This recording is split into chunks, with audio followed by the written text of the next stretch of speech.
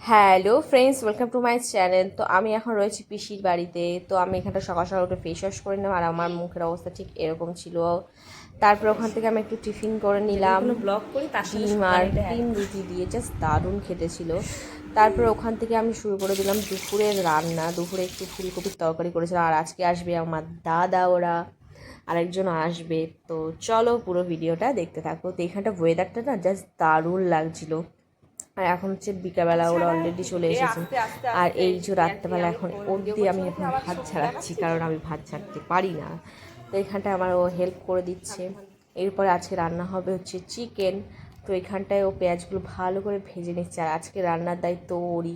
খুব অল্প তেলে করে রান্না করতে হবে। তারপর এখানটায় টমেটো দিয়ে নিল, দেওয়ার পরে তো রান্না করেই যাচ্ছে। তো চলো দেখতে থাকো পুরো ভিডিওটা। সন্ধ্যা